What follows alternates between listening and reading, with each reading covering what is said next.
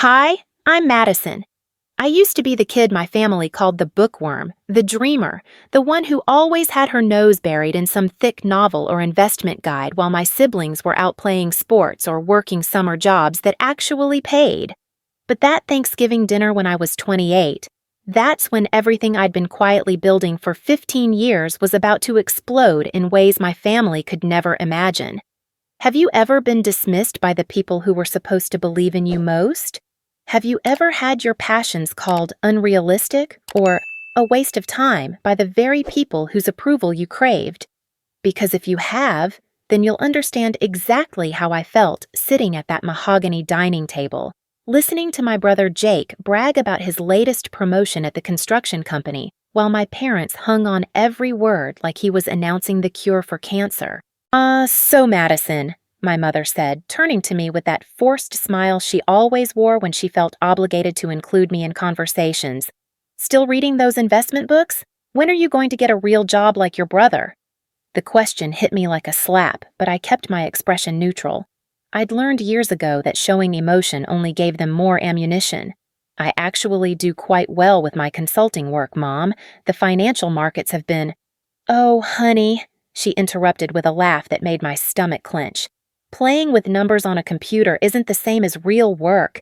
Jake here is building actual houses, creating something tangible. What do you have to show for all those hours with your nose in books? My father nodded approvingly at Jake, who was cutting into his turkey with the satisfied air of someone who'd never doubted his place in the family hierarchy. Your mother's right, Madison. All that reading. It's fine as a hobby, but you're almost 30. Don't you think it's time to grow up and get serious about your future? I felt the familiar burn of humiliation creep up my neck, but I forced myself to take a sip of wine and smile. I appreciate your concern, Dad, really. But I'm doing fine. Fine? Jake snorted, finally looking up from his plate. Madison, you live in that tiny studio apartment, drive a 10-year-old Honda, and spend your weekends reading instead of dating. That's not fine, that's sad. The word hung in the air like smoke from a fire nobody wanted to acknowledge was burning. Sad. That's what my own brother thought of my life. That's what they all thought, apparently, based on the uncomfortable silence that followed, and the way my cousins suddenly became very interested in their mashed potatoes. But here's what none of them knew as they sat there feeling sorry for me. While Jake was spending his weekends at sports bars and my parents were planning their modest retirement on Dad's teacher's pension, I had been quietly building something that would make their heads spin. For 15 years, ever since I was 13 and found my grandmother's old copy of The Intelligent Investor in her attic, I had been learning, studying, and most importantly, doing. That book, Warren Buffett's Principles laid out in black and white, had opened a door in my mind that I didn't even know existed. While other kids my age were reading Harry Potter or Twilight, I was devouring everything I could find about compound interest, market analysis, and long-term wealth building. My grandmother, God rest her soul, had been the only one who encouraged this obsession. Knowledge, Madison, she used to tell me while we sat in her garden, that well-worn investment book between us, is the only asset no one can ever take away from you. Your family means well, but they think small. They see limitations where you should see possibilities. She died when I was 16, and with her went the only person who believed that my unrealistic dreams might actually be achievable. At her funeral, while my family grieved the loss of a sweet old lady who made the best apple pie in the county, I grieved the loss of my only ally, the only person who saw potential where others saw peculiarity. But her words stayed with me, and more importantly, her book stayed with me. That beat-up copy of The Intelligent Investor became my Bible, my roadmap, my secret weapon. Every birthday money, every summer job paycheck, every dollar I could scrape together went not toward clothes or cars or nights out with friends, but toward my education, both formal and informal, and eventually toward my investments. By the time I graduated high school, while my classmates were taking out massive student loans, I had earned enough through careful investing to pay for my finance degree in cash. Not that I told my family, they assumed I'd gotten scholarships and I let them think that. It was easier than explaining how a teenager had managed to accumulate a six-figure investment portfolio by following principles most adults never bothered to learn. College was where I really hit my stride. While my dorm mates were partying and accumulating debt, I was in the library studying market trends and attending every investment club meeting on campus. I started small, really small. My first investment was $50 in a tech startup that everyone said was too risky. That $50 became $500, then $5,000, then $50,000. But I kept quiet about it all. I learned early that success made people uncomfortable, especially when it came from someone they'd already decided was the family failure. So I lived modestly, drove an old car, wore simple clothes, and let them all believe that their bookish little Madison was just scraping by with her computer hobby.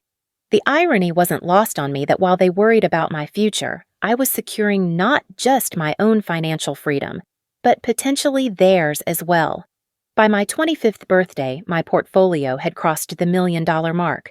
By 27, I was worth more than my parents' house, Jake's truck, and their combined annual salaries put together. And still, I said nothing. Because here's the thing about family dynamics that I learned the hard way. Sometimes the role you're assigned early in life becomes a prison that people refuse to let you escape, even when you've clearly outgrown it. I was the dreamer, the impractical one, the family member who needed to be worried about and occasionally rescued. Changing that narrative would require them to admit they'd been wrong about me for years, and that's a kind of vulnerability most people aren't capable of.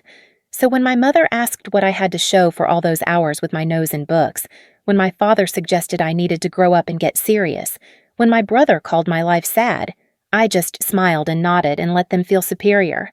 Because what I had to show for all those hours couldn't be easily explained at a dinner table. What I had built couldn't be measured in square footage or yearly salary or how many friends I went out with on weekends. What I had was freedom, real, genuine, never have to worry about money again freedom. What I had was a portfolio so diverse and well-researched that market crashes made me richer instead of poorer. What I had was the knowledge that while my family was living paycheck to paycheck, worried about retirement and mortgage payments and whether they could afford to send their kids to college, I had already secured enough wealth to take care of all of them for the rest of their lives. But that Thanksgiving dinner in 2019, sitting there listening to Jake's construction stories and my parents' gentle concern about my unrealistic lifestyle, I still wasn't ready to reveal any of it. I was still that 13-year-old girl who had learned to keep her dreams quiet to avoid being mocked. I was still protecting myself from their disbelief, their questions, their inevitable attempts to manage and control what I'd built. Little did I know that within 6 months, circumstances would force my hand in ways I never could have anticipated. Little did I know that the family business Jake was so proud of, the construction company that had employed my father for 30 years, was about to face a crisis that would change everything. But I'm getting ahead of myself. That night, as I drove home to my tiny studio apartment in my old Honda Civic, I wasn't thinking about family businesses or financial crises. I was thinking about the quarterly reports I needed to review, the potential acquisition my investment group was considering, and the fact that my grandmother's old book was still sitting on my nightstand, as worn and beloved as ever. Knowledge is the only asset no one can ever take away from you, I whispered to myself as I pulled into my parking space. And tomorrow, I would use that knowledge to make another $1,000 while they slept, still believing that their bookworm sister was the one who needed their concern. The next few months passed in their usual pattern. Jake would call occasionally to update me on his projects, always with that slightly condescending tone that suggested he was doing me a favor by including me in his success. My parents would check in weekly, asking if I was eating enough, if I was dating anyone, if I'd considered real career options, and I would listen and nod and ask appropriate questions while simultaneously monitoring market movements on my phone and managing an investment portfolio that was growing exponentially. It's strange how you can live a double life without really meaning to. During family gatherings, I was still Madison the dreamer, Madison the bookworm, Madison who worried them with her impractical lifestyle choices. But during the week, I was someone else entirely. someone who could read market trends like most people read headlines, someone whose investment decisions moved real money in real markets, someone whose computer hobby was generating more wealth than most people see in a lifetime. The cognitive dissonance was exhausting sometimes. I'd hang up from a call with my mother, where she'd spent 20 minutes expressing concern about my financial stability, and then immediately take a call from my investment advisor to discuss whether to liquidate my tech holdings or double down on emerging markets. I'd listen to Jake's stories about landing big construction contracts while mentally calculating that my portfolio had grown more in the past month than his annual salary. But I kept the secret because I wasn't sure what would happen if I didn't.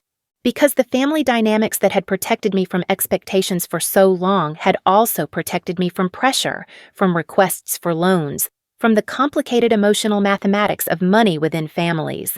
Because as long as they thought I was struggling, they couldn't resent my success or question my decisions or try to involve themselves in something they didn't understand. And honestly, because there was something satisfying about the secret itself. Every time someone expressed concern about my future, every time Jake made a comment about real work, every time my parents suggested I needed to be more practical, I felt a little thrill knowing exactly how wrong they were.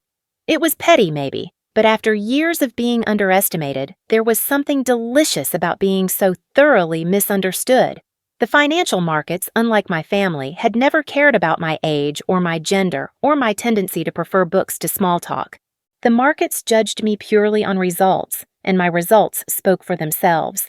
Every prediction I made, every trend I identified, every calculated risk I took was either validated or corrected by objective reality. There was something clean about that, something honest that I'd never found in family relationships. But markets, as I'd learned from my grandmother's book and years of careful study, are cyclical. What goes up must come down. And what comes down often presents the best opportunities for those prepared to act. I'd been through several market corrections since I started investing seriously, and each one had taught me something new about timing, patience, and the difference between panic and opportunity. What I didn't expect was that the next downturn would affect me not through my investments, but through my family. What I didn't anticipate was that the construction industry, which had seemed so stable and practical to my parents, would be one of the first casualties of the economic uncertainty that was beginning to creep through every sector. By March 2020, everything changed. Not just for me, not just for my family, but for everyone. The pandemic hit like a sledgehammer to the global economy, and suddenly all those practical jobs that my family had valued so highly were looking a lot less secure. Construction projects were delayed indefinitely, contracts were canceled, and companies that had operated for decades were suddenly facing bankruptcy. Jake's construction company, the one he'd been so proud of, the one that employed my father and half my extended family, was hemorrhaging money. Projects that had been guaranteed income became liabilities overnight. Workers who had never missed a paycheck in their lives were suddenly facing layoffs. And my parents, who had always prided themselves on their practical, conservative approach to life, were watching their retirement savings evaporate in real time. But again, I'm getting ahead of myself. That night after Thanksgiving dinner, driving home in my practical Honda with my practical studio apartment waiting for me, I was still just the family bookworm, still just Madison who worried them with her impractical dreams. The revelation that would change everything was still months away, still building in market forces and family crises that none of us could see coming. What I did know, as I settled in with my laptop and my grandmother's old book, was that tomorrow would bring new opportunities. The markets never slept, never took holidays, never cared about family dynamics or who was supposed to be successful according to traditional measures. Tomorrow, I would continue building what I'd been building for 15 years, one careful decision at a time, one calculated investment at a time, one quiet victory at a time. And somewhere in the back of my mind, I wondered what would happen if they ever found out. If they ever discovered that their biggest worry, their most impractical family member, had actually been their most successful all along. But that revelation felt distant, hypothetical, like something that might happen to someone else in someone else's story. I had no idea how soon that hypothetical would become reality. The call came on a Tuesday morning in March 2020, just as the world was beginning to understand that the pandemic wasn't going to be the brief inconvenience we'd all hoped for. I was reviewing my quarterly portfolio performance, which was exceptional thanks to some prescient moves I'd made in January when I saw the writing on the wall, when my phone rang with my mother's contact photo. "I'm Madison, honey." Her voice was strained in a way I'd never heard before. "We need to talk. Can you come over tonight? It's about the family business." The family business. Jake's construction company, which had grown from a small operation to a multi-million-dollar enterprise over the past decade. The company that employed not just Jake, but my father, 2 of my uncles, and half my cousins. The company that my family had always held up as the pinnacle of practical success, the real-world achievement that made my computer hobby look like child's play. When I arrived at my parents' house that evening, the atmosphere was unlike anything I'd experienced in our family before. Jake was pacing the living room like a caged animal, his usual confident swagger replaced by barely contained panic. My father sat hunched in his favorite chair, looking older than I'd ever seen him. My mother moved between the kitchen and living room, her nervous energy manifesting in unnecessary tidying and the constant offer of coffee nobody wanted. "Tell her," my mother said to Jake, her voice tight with worry. "Tell her what you told us." Jake stopped pacing and looked at me with an expression I'd never seen before. Vulnerability mixed with desperation. "Madison, we're in trouble. Real trouble. The construction company. We might lose everything." Over the next hour, the story came out in fragments, interrupted by phone calls from creditors and panicked consultations between Jake and my father. The pandemic had hit the construction industry like a tsunami. Projects worth millions had been canceled overnight. Clients who owed substantial payments were filing for bankruptcy themselves.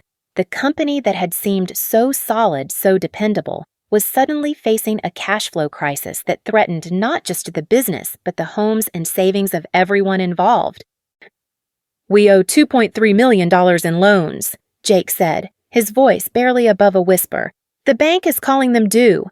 We have maybe 3 weeks before we lose everything. The company, the equipment, Dad's pension, the house." I felt something shift inside me as I listened to the desperation in his voice, watched my parents struggle with a financial reality they'd never imagined facing.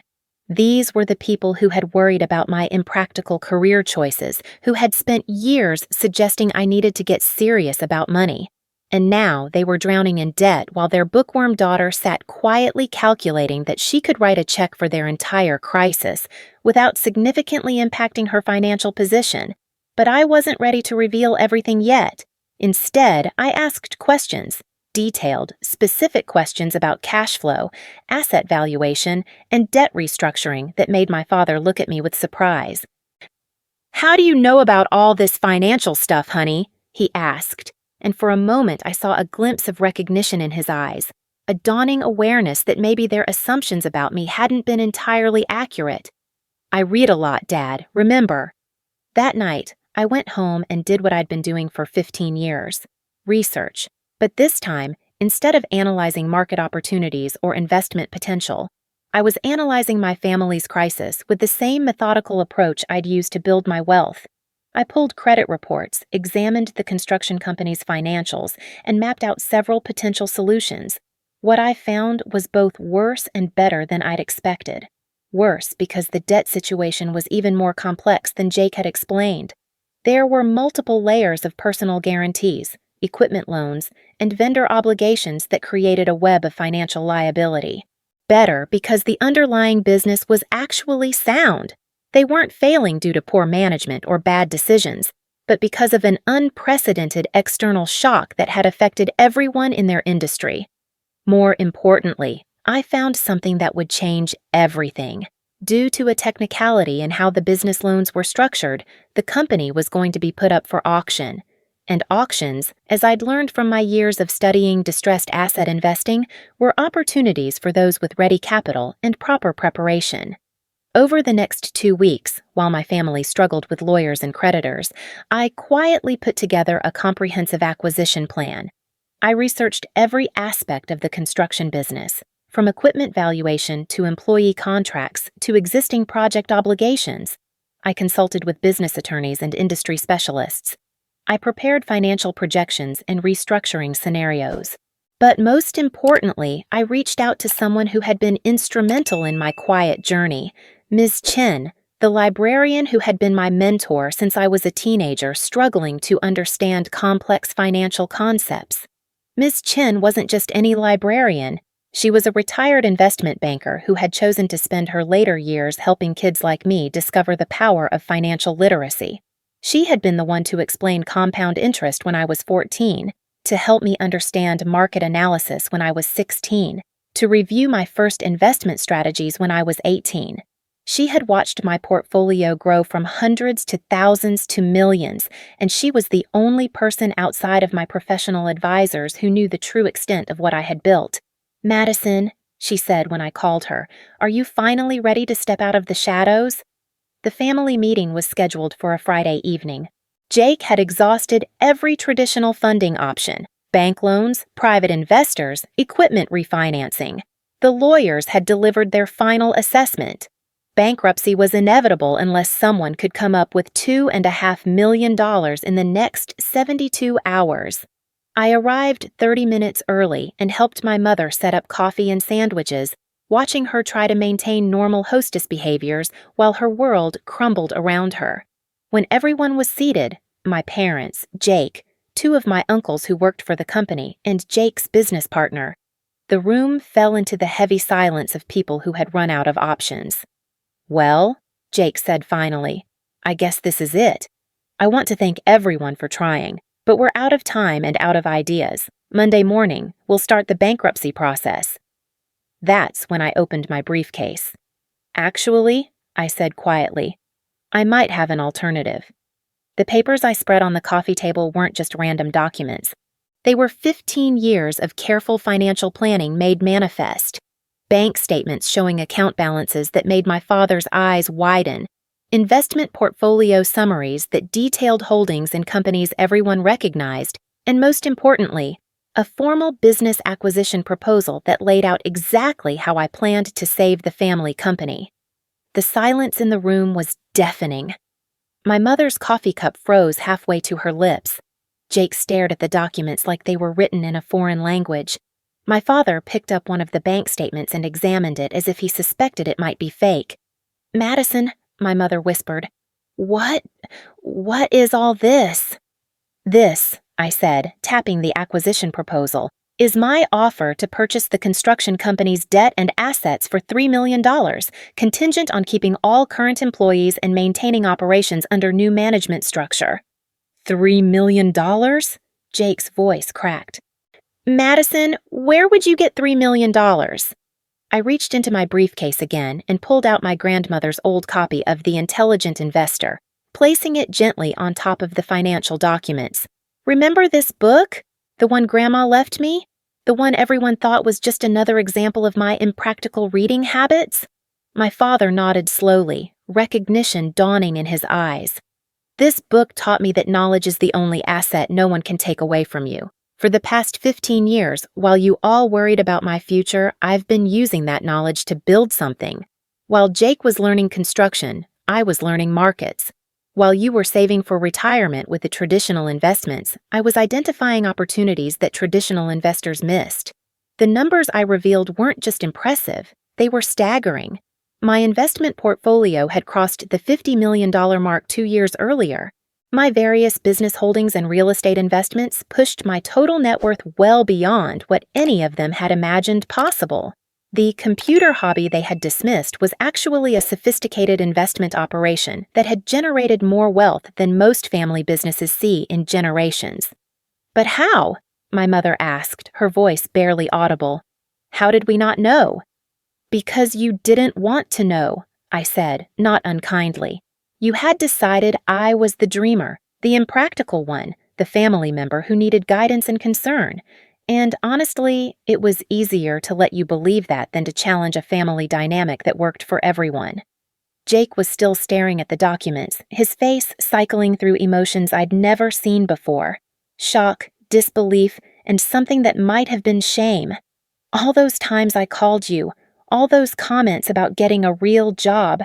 I know, I said, and I understand why you said them. You were trying to help in your way. You all were. But help based on incorrect assumptions isn't really help at all. That's when Ms. Chen arrived, exactly as we'd planned. I had asked her to come as an independent witness, someone who could verify my story and provide context for what must have seemed like an impossible revelation. "Hello, everyone," she said warmly, settling into the chair I'd saved for her. "I'm Ms. Chen. I've been Madison's mentor since she was 13 years old, and I've watched her build this financial foundation step by step, year by year." She opened her own briefcase and pulled out a folder thick with documents. Copies of investment records dating back to my teenage years, correspondence about portfolio strategies, even photos of us reviewing market analyses in the library's study rooms. "Madison came to me when she was barely a teenager," Ms. Chen explained, asking questions about compound interest and long-term investment strategies that most adults never think to ask. I watched her take her first $50 and turn it into $500, then $5,000, then much more. Every major decision, every investment strategy, every risk assessment. She approached it all with a level of discipline and analytical rigor that would impress professional fund managers. My father leaned forward, studying the timeline Ms. Chen had prepared. "You mean all this time? While we thought she was just reading for fun?" "She was building an empire," Ms. Chen confirmed. "Quietly, methodically, and very successfully. The Bookworm reputation wasn't hiding failure, it was hiding extraordinary success." The room fell silent again as everyone processed this information. I watched my family grapple with a complete inversion of everything they thought they knew about our relative positions in life. Jake, who had been the success story, was facing bankruptcy. Madison, who had been the worry, was in a position to save everyone. "Why now?" my Uncle Tom asked finally. "If you've had this kind of money for years, why are you offering to help now?" It was a fair question, and one I'd been asking myself since I first learned about the family crisis. "Because you never needed help before," I said simply. "You all had your paths, your successes, your ways of building security. I wasn't going to wave money around just to prove a point or change family dynamics that didn't need changing. But now you do need help, and I'm in a position to provide it." Jake looked up from the papers he'd been studying, his eyes red with exhaustion and stress. "Madison, I don't know what to say. All those years I gave you grief about your career choices." "You were being a protective big brother," I said. "You saw your little sister living modestly, not dating much, spending weekends alone with books instead of building what you thought of as a normal life. Your concern came from love, even if it was based on incomplete information." My mother was crying now, not from sadness, but from relief and overwhelming emotion. "Honey, can you really save the company? Can you really make this work?" I nodded, pulling out the detailed business plan I'd prepared. "Better than save it. I can make it stronger. The construction industry is going to rebound from this pandemic, probably stronger than before. Infrastructure spending is going to increase. Green building initiatives are going to create new opportunities. With proper capital backing and strategic positioning, this company could become one of the major players in the regional market." The specifics of my plan weren't just financial, they were strategic. I proposed not just paying off the existing debt, but investing in new equipment, expanding service offerings, and positioning the company to take advantage of the economic recovery that I was confident would follow the pandemic. "You've really thought this through," Jake said, reading through the proposal with growing amazement. "I've been thinking it through for 2 weeks," I admitted. "But more than that, I've been preparing for opportunities like this for 15 years. This is what all that reading was really about. Not just building personal wealth, but developing the knowledge and resources to act when action was needed." Ms. Chen smiled, the proud expression of a teacher watching a student exceed all expectations. "Madison has always understood something that many people miss. Money isn't just about personal security. Real wealth is about having options, about being able to act when circumstances demand action. Tonight, all those years of quiet preparation are allowing her to step forward when her family needs her most. As the evening continued, we worked through the details of the acquisition and restructuring plan. There would be changes, new financial controls, strategic planning processes, and growth initiatives that would transform the company from a traditional construction operation into something more modern and resilient. But there would also be continuity. Everyone would keep their jobs, existing projects would be completed, and the company would remain a family business, just with a different family member holding the financial reins. By the time we finished, it was nearly midnight. The papers were signed, the lawyers were contacted, and the crisis that had threatened to destroy everything my family had built was not just resolved, but transformed into an opportunity for growth. As everyone prepared to leave, Jake pulled me aside. "Madison, I owe you an apology. All those years, all those comments about getting serious, about real work. I was completely wrong about you." "You weren't wrong about what you saw," I said. "You just didn't see everything. And honestly, I didn't make it easy for you to see. I kept this part of my life separate because it was safer that way. Money changes things, and I wasn't ready to deal with those changes until circumstances forced my hand." He nodded, understanding beginning to replace the shock in his expression. "So what happens now? To us, I mean. To the family." I looked around the room at my parents cleaning up coffee cups, at my uncles discussing the implications of the evening's revelations, at Ms. Chen organizing her documents with the satisfaction of someone who had just witnessed a long-term plan come to fruition. "Now we find out," I said. "We find out what our family looks like when the bookworm isn't the one everyone worries about anymore."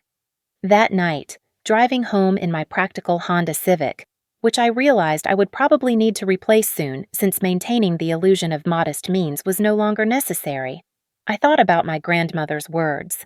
"Knowledge is the only asset no one can take away from you." She had been right, but she had also been incomplete. Knowledge without the courage to act on it is just academic exercise. Tonight, for the first time in 15 years, I had found the courage to let my knowledge become visible, to step out of the shadows I had been hiding in and claim my place as not just a family member, but a family leader.